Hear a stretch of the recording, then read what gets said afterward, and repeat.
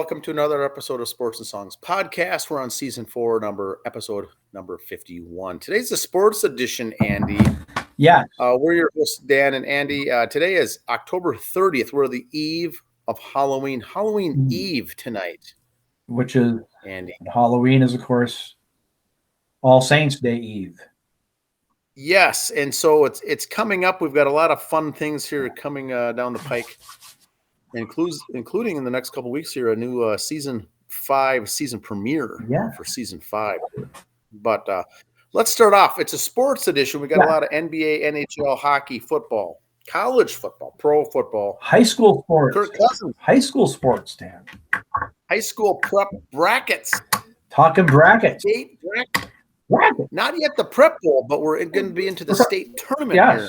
Talking some brackets for some sports, Let's start off with a trivia question. On this day, 30 years ago, which team, which NHL team lost their first game of the regular season?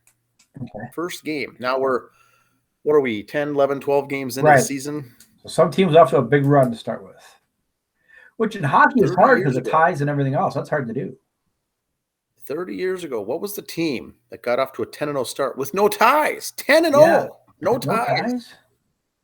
That was 30 years ago today. That streak was snapped. But Andy, let's get forward onto your sports information because I'll chip in as I can here. We've got some good sports. We got the World Series, Spartan. But I know we got a lot to cover.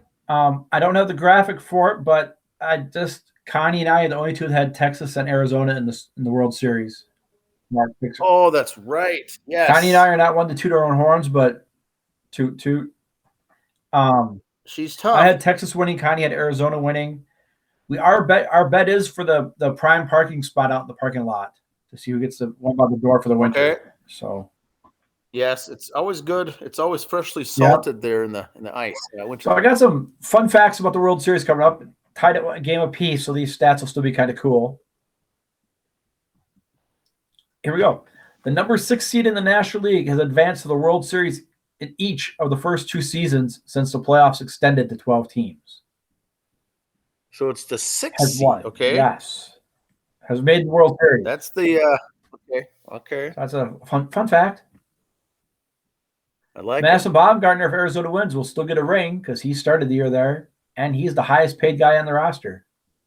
And he got DFA'd in April. Oh my! So take your Bob Bonilla jokes and your Ken Griffey Jr. jokes. Mad Bomb's going to get a 4th ring if Arizona wins, and he ain't played since April. Wow! The Rangers and Diamondbacks combined for 174 regular season wins. That's the fewest combined totals in a full season in a World Series matchup. So there's that one. Now remember.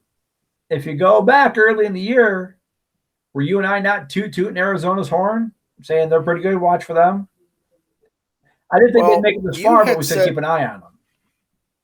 You had said several times early going that, the Dodgers were expected to kind of run away with it. And then first couple months of the season, you said, the Diamondbacks are leading or still leading the division and eventually rolled into second place, but they stayed up there. That was no fluke. Yeah. They were a team to watch, like you said, in early May or mid-April, I think is what I didn't think they'd make it this far, but I always said keep my eye on them. So, yeah, I for one never thought that they'd be up there at all. And wow, first time since 2016, the World Series has not had Houston and or Los Angeles in it. Okay, that's for a 7-year run. That's pretty nice. Oh. Okay. The 2023 Diamondbacks joined the 87 Twins as the only team to have a negative regular season run differential and make the World Series. 87 Twins did go on to win the World Series. Yes, very strange to see that. Rare, very rare. And here's the teams who've had 2 years, 100-loss season that make the World Series afterwards. Of course, got the 69 Mets, the 08 Rays, 67 Red Sox. Yeah, Boston was twice. Big deal. They don't count. The 08 Rays, and then this year, both teams 2 years ago had 100 losses. And if you look back at it, 2 years ago, 15, 20 years ago, the Tigers did the same thing where they just dumped everybody. And that's when they brought up Scherzer, Verlander, all those great pitching studs that Detroit had for a while. Houston back in the early 2010s, 2012s dumped everybody and brought up rookies, and look where they are now. So kind of going good right now. And here you go. If you're into coincidences, the Arizona Diamondbacks had their ace in 2001 hit a bird. Their ace this year hit a bird. All dates of the World Series games in 2001 are the exact same dates as this year's 2023. 2001, the last time the Diamondbacks won. The All-Star game both years was in Seattle. George Bush threw out the first pitch at both World Series. Oh, okay. So what we've got here, we've got four statistics that were exact. And one that I've seen since then, in both 2001 and this year, the Diamondbacks won game 2, 9-1. Just saying. Okay. And here, Michael Conforto will join the list of players who have played in the Little League, college, and now the World Series. There's 3 guys on that. Very tough to do that. No matter how good you are, the chances for the stars to align, it's unreal to see that. Now, Tommy Pham, ex-Met, had a chance to become the first player to go 5 for 5 in a World Series game. And he didn't. He asked the coach to let his buddy get an at-bat. Stand-up guy. Everyone said, Tommy Pham, what a guy. Ex-Met, what a guy. What they're forgetting to show you is he was 4 for 4 on second base, fell asleep and got thrown out at second after an out. And the benches weren't very happy with him. So I'm pretty sure since he was DHing, it didn't take a lot of convincing from him to the coach going, no, let someone else bat. I'm sure coach was like, not a problem. But still, it makes for a chance to go 5 for 5. But you know what? I guess I look at it this way. If I was him, and I'm not saying this because he was a Met or I like him, I could, no offense, I can give 2 licks either way what Tommy Pham does. But I'm looking at it as a professional, as the athlete. I can let this guy who might not get an at-bat in this World Series, and we're here, he get a shot to have an at-bat. I'm 5 for 5. How many guys have these, ridiculous, odd, dumb stats in the World Series, and they're an average player? Well, this guy stole third base 3 times in a game. Great, he stole 6 bases his whole career. There's so many of these odd stats that he just didn't want to be lost in the shuffle. He'd rather have his buddy get an at-bat. So I thought that was kind of cool. Okay, that's pretty good. NASCAR, speaking of playoffs and World Series, Ryan Blaney won the last race the other day on the Sunday there to lock up his spot in the Final 4, which is Blaney, Bell, Larson, and William Byron. Those are your final 4 that will race next Sunday at 3 o'clock Eastern, 2 Central from Phoenix. Now,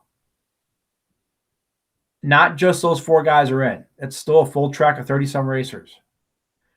But of those 4, whoever has the most points is your NASCAR Cup champion this year.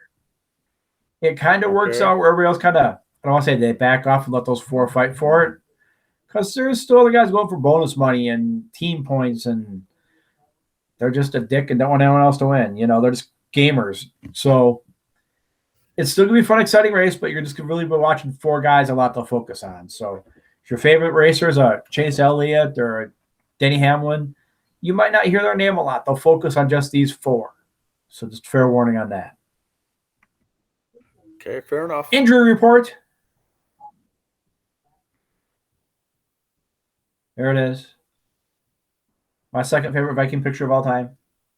The other one is Brett Favre laying on the training table in New Orleans getting the smelling salts. Yes. But, torn Achilles. That's probably the last time you see Cousins in a Viking jersey, unless he just wears it on the sidelines because he's kind of an egomaniac. But he will not be back next year. So do we go with what we got now because you're 4-4 and see what the backup has? Do you trade for a vet and try to do something? Like I said, or let the backup go and play for the draft pick next year? Who knows? Yeah, you brought up a good point. I'm not sure if you're going to mention it later, but the trade deadline. Tomorrow, were you going to talk about that? Tomorrow is the trade deadline for the NFL, so now the Vikes are big time players. To a point, and this is what I'm saying. And I'm trying not to sound negative on the Vikes. I'm just trying to be real here. Do you just tell Jefferson to take the rest of the year off and get healthy? Is there any need for him to really come back? Just saying. I'm not trying to be a dick. I'm not trying to boo on the Vikes. I'm just make sure you are 110%. You get healthy. If you want to come back the last few weeks, because whoever our backup is we put in, we plan on having our quarterback next year. We want you guys to get some reps. Fine. If you're just going to have this guy go through the motions and get a new quarterback next year, tell Jefferson to take the year off. Well, Tanner Morgan is available. He's available. Carson Wentz is available. Yeah. And so the timing is interesting here because typically I think, Andy, you would bring in your backup quarterback and there would be no no dispute. You bring up your backup and that's it. And you play them for a couple of weeks and something good or bad happens, who knows? Then you also have a third stringer. You can also sign somebody. You can also pick up a free agent. But because it's so close to the trade deadline, the Vikings are in the hunt, for potentially, not that they will, but there's some big good big names out there. Now, not that they want to do that or not, we don't know. Ryan Tannehill is out there. That's why I think it's brought up. But yeah, it's still a shot to your second backup quarterback because he's now the guy. That's what he's been training to do. That's why he takes the reps. That's why he's on. They're in all the same meetings as all the quarterbacks. It's not like there's going to be a big drop off as far as talent. They're still in the NFL. Not many quarterbacks can say that. And they know the Vikings are kind of hosed right now too with the trade deadline. So you're really like, oh, you're kind of desperate right now, aren't you? Yeah. So there's always free agents out there, and you pick up someone like that, and sure, it's going to take a couple of weeks to learn the playbook. The Vikings have a pretty tough playbook, so it's going to take a couple weeks, no matter who you sign, to figure things out. And by that time, it's going to be December. It's going to be late in the season, and you're already 4-4 record. Now, that being said, Detroit's only has 5 wins, and they're playing right now on Monday Night Football. But it's interesting dilemma. I think it's fair enough. Do you just let this kid ride? See what he's got, or what? I think it's done. Yeah, Cousins is done in a Vikings jersey. I mean, that picture right there is probably the last time we'll see him in a Vikings uniform. It's a sad thing. Yeah, I don't want to say you tank the year, but you let that kid see what he's got. If you think you're going to go with him, you have Jefferson come back for the last few games just so they get some work together. Who knows? If you decide, you bring in somebody else for a Band-Aid for the year, follow Jefferson, see how you're doing, but that's some big decisions they got right now. Yeah. Speaking of injuries, if you saw wrestling the other day, Brian Danielson did get his orbital bone broken in a match. So he is out for the rest of the year, at least calendar year, not like season year. They don't have seasons here. And he did make a promise to his daughter when she hit a certain birthday, he'd slow back his schedule, and she's coming up on that birthday. Because this is his second major injury this year. Broken arm. He was just coming back from that. Orbital broken. Maybe it's a sign, Brian. Just you've had a good run, buddy. Just it might be, and there's no wrong answer. It's not like an orbital bone, or it's like that's your third knee injury. It's not like you had a weak orbital and broke it twice before. It was a freak shot, broke the orbital.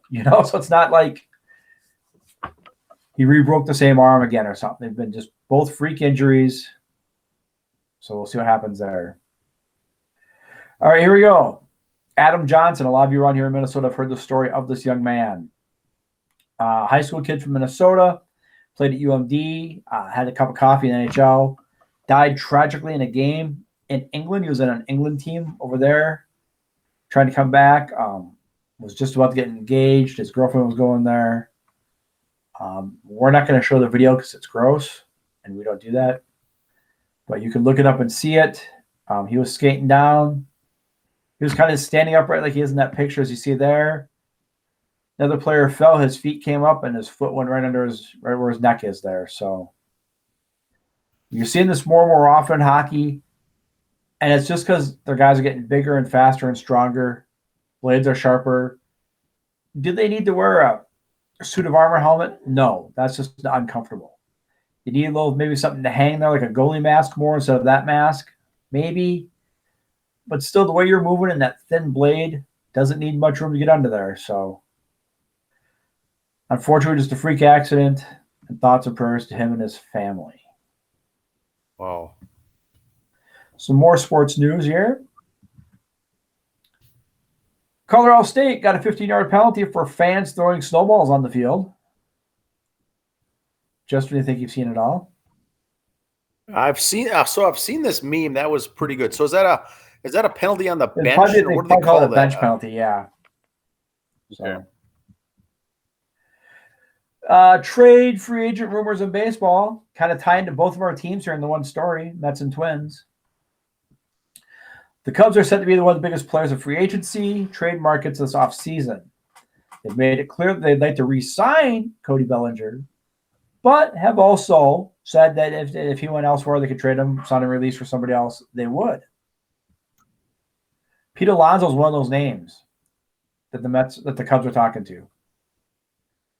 And Cody Bellinger's name has come up in talks coming to the Twins. So maybe it'd be a snowball. If Alonso leaves the Mets and goes to the Cubs, does Bellinger come here? Do the Cubs sign both of them and open the checkbook and go for it? Who knows? Football stuff. Let's talk our local colleges. Gophers win. Beat Sparty.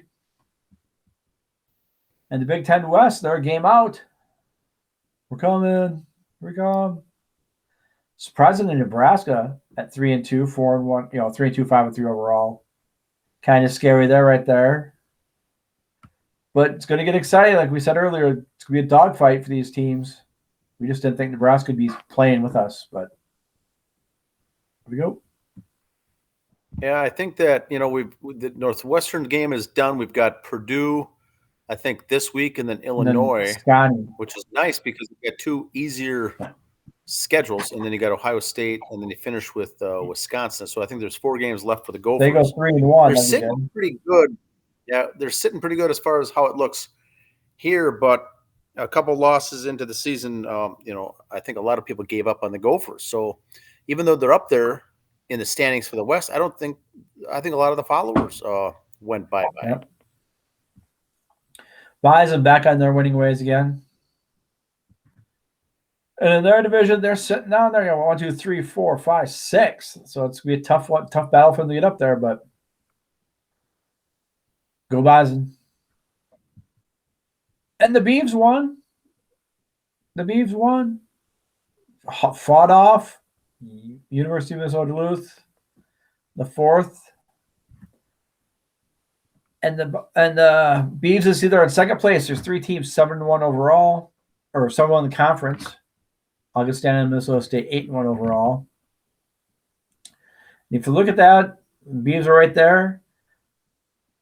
And they got Moorhead, and then they go to Sioux Falls to play Augustana, who's the top team. So right for the playoffs. So basically a playoff game before the playoffs in a way. So good luck to the Beavs.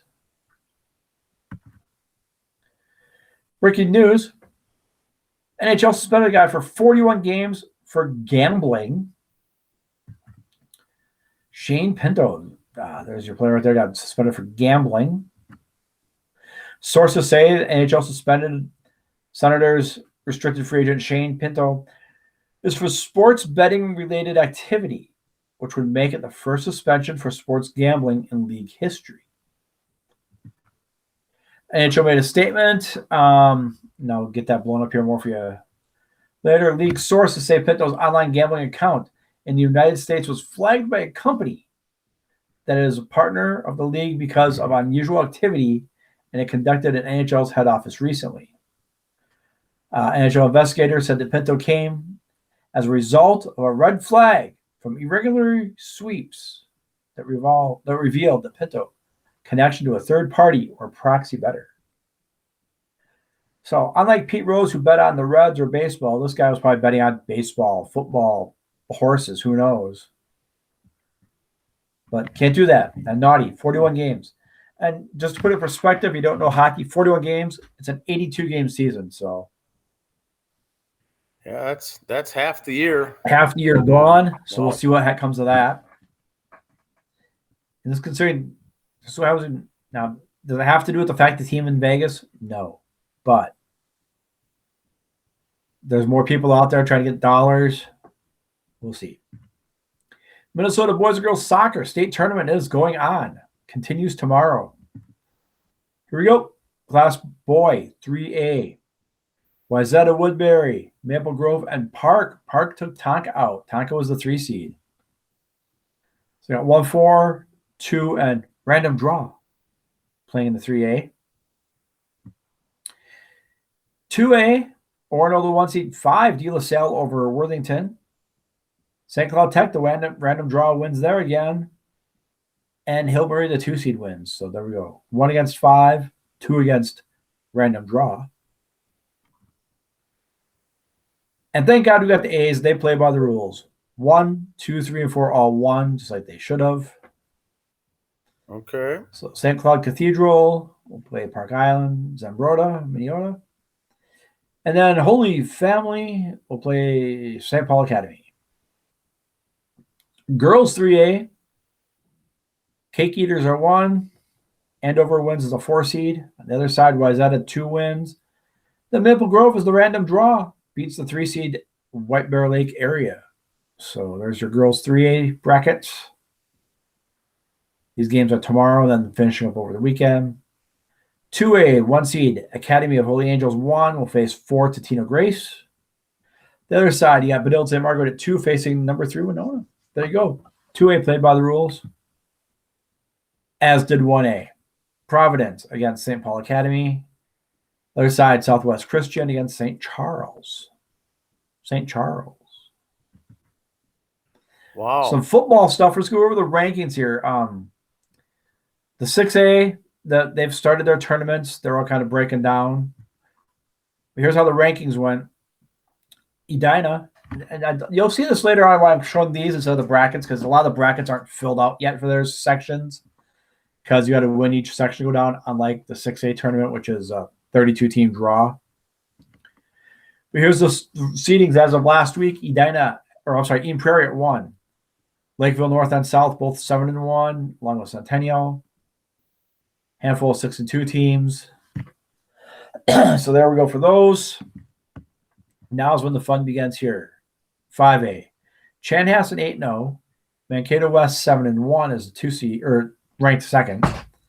Alexandria area 8-0 and only 3rd. Then you got a bunch of 7-1s. Andover, Rogers, Brainerd, Bloomington, Jefferson. So looking like a good tournament there for 5A. 4A, you only got Becker 8-0. Hutch is 6-2 and they're ranked 2nd.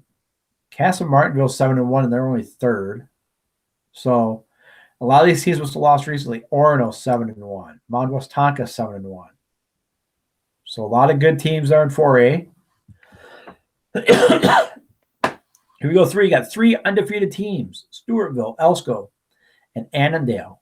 And everybody else and their brother is at 7-1. Litchfield, Dilworth, North, Dassel, Cokato, Fairmont, Pequot Lakes, and Rockford. So good matchups there. These are all rankings based on your friends at the Star Tribune. 2A, 3 8-0s, 4 8-0s, 5, 6, 7. Look at all the 8-0, 6 8-0 teams. Jackson County Central 9-0. Then a few 7-1s to throw out. So that's why I like the smaller schools here. You get all these undefeated teams and just great matchups. 1A, Minneota, Fillmore, Monoman, the 8-0. Bold 7-1. Bold's always in there. Mayor Lutheran at 6-2 is ranked 9th. So we'll see if they can pull something off here in the playoffs. The 9-man, all these undefeateds and 7-1s. Now, a lot of it from 3A down, it's a lot of undefeateds because there's not much competition. But I don't care if you're playing the junior high teams all the time. Go 8-0 is tough. And then you get the playoff. You got other guys who have a chip on their shoulder at 8-0, so we'll see how all that works out. And that, sir, is all I got. That's all I got, man. Yeah, a lot of football action in those playoff games are going to be fun now. The fun thing with football, it's all single elimination once again. And They go, and it's going to trim down. The section winners of the sections of each of these classes you're really in the state tournament at that point. Although the Prep Bowl, people like to think of the Prep Bowl as what you want to try to get to and try to shoot for. That's just the last couple of games, the semifinals and the finals is the Prep Bowl. You're still, if you're winning right now, you are in the state. If you win your section, you are state bound. So keep that in mind. Like I said, soccer, big time going on now, and football. So we've got some sports, right? We've got some things going on in Major League Baseball. It's a World Series Game 3 tonight. National Football League, Monday Night Football. The one thing we did have this last week is, I did cover a little bit of the Roy Hobbs tournament. I'm going to be doing a bonus episode on that. This last week was the 45 age group and up. But the previous week, we've got some Minnesota news in the 35 plus. The Minnesota team, the Minnesota Web Gems, won the 4A, the big bracket in the Roy Hobbs 35 plus, which is usually made up of teams from Dominican Republic, Puerto Rico, all over the place. Very, very tough to win. The Minnesota Web Gems, not a team locally here, but a group that's made up of Minnesota players, won that. Not only got to the 4A bracket and did well, but won it. The other Minnesota team, called the Blenders, got third, and the HPK Oilers, that have been going there for many, many years, got fourth. So of the 8 teams that make the top bracket in this highly competitive 35 plus age tournament, it's turned into like town ball baseball down there. Yeah, for this 35 plus. A lot of good guys are going down there that have never gone down before, or have never thought of it, or never wanted to go down. They're playing, and it's very, very competitive. Congratulations to the Minnesota Web Gems. That was the team that won it all. Now, the all-tournament team was announced. I got one question today. One question. Now, see, these aren't only guys that came up through town ball. These would be like from the Northwoods League and these other minor leagues we have in Minnesota also, right? These guys are eligible for those teams? Okay. It could be, yes. It's mainly going to be town ball players, though. You could have some guys like that. You could have some Northwoods leagues, but normally they're like that. So the Web Gems, who's playing, a lot of these teams are also in the Minnesota Federal League. We talk about that a lot. The top players in the Federal League. A lot of these top teams are also going to Arizona, which is held also the same week. And I believe a Minnesota team won that whole thing there in Arizona too. So some very good progress in these tournaments for Minnesota teams. Minnesota teams are really known for bringing 3, 4, 5, 6 teams down to some of these tournaments from the north.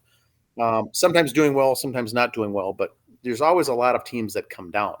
But this year, the Minnesota team won it in Florida. And I think they won it in the Arizona for the 35 plus. That's the most competitive group that there is. And if you come out of there with 2 wins, I think it was the Minoka Grays who won in Arizona, the team that won the Federal this year. Now back to the Roy Hobbs, the all-tournament team was announced.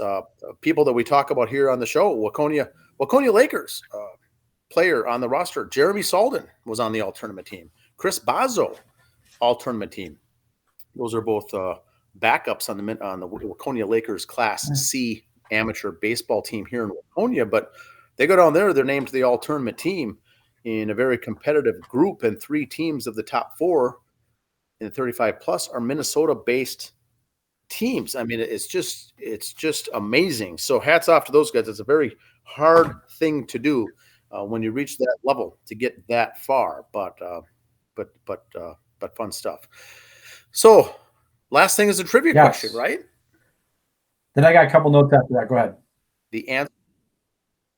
So the trivia question was 30 years ago today, what team snapped their 10-0 winning streak in the NHL?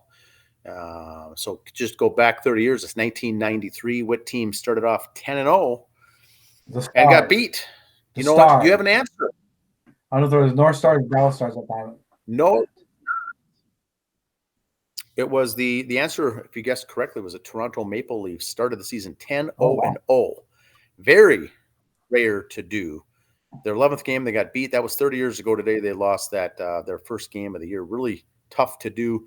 I couldn't find anything better. You think with all this baseball and World Series going on now, we would, but it is hockey season. We got to throw some hockey stuff.